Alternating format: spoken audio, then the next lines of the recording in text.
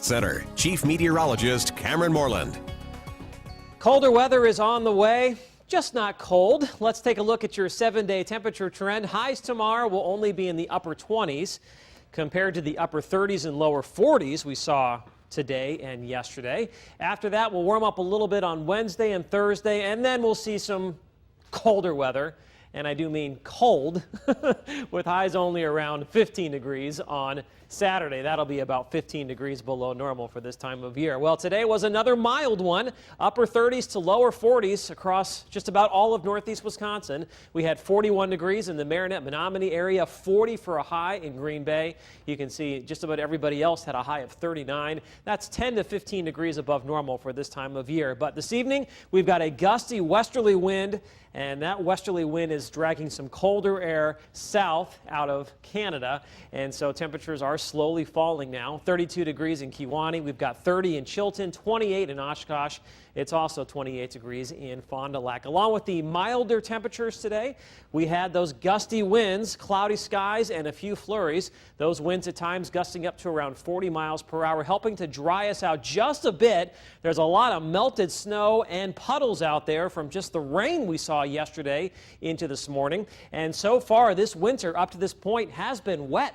As of right now, we're just under 6 inches, making it the 5th wettest winter on record. Of course, that's when you add in the rain, snow, freezing rain, drizzle, sleet, melt it all, and you end up with that total. The wettest winter ever was back in the 1920s when we had over 9 inches of precipitation. This evening, we're still looking at a few lingering flurries out there.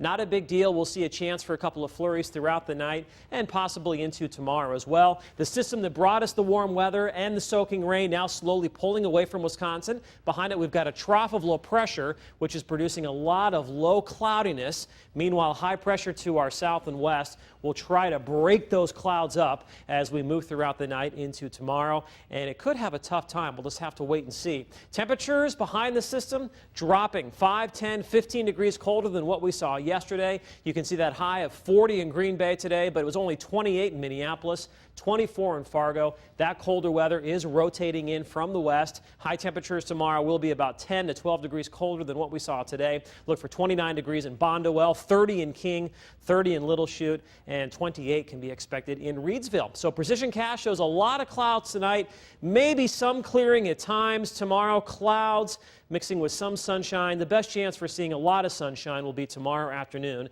as that large ridge of high pressure eventually takes over. So your forecast for tonight calls for mostly cloudy skies. It's going to be breezy with a couple of flurries. Overnight lows will be in the upper teens to lower 20s. Tomorrow, clouds mixing with some sunshine, cooler, highs in the upper 20s. That's still above normal for this time of year. If you are planning on doing a little sturgeon spearing tomorrow, you can expect a west wind at 10 to 15 miles per hour over the ice, with temperatures climbing into the upper 20s after sunrise conditions in the upper teens. Quiet weather on Wednesday. A weak system for Valentine's Day will produce a little bit of snow, maybe a few flurries. Behind that, turning much colder.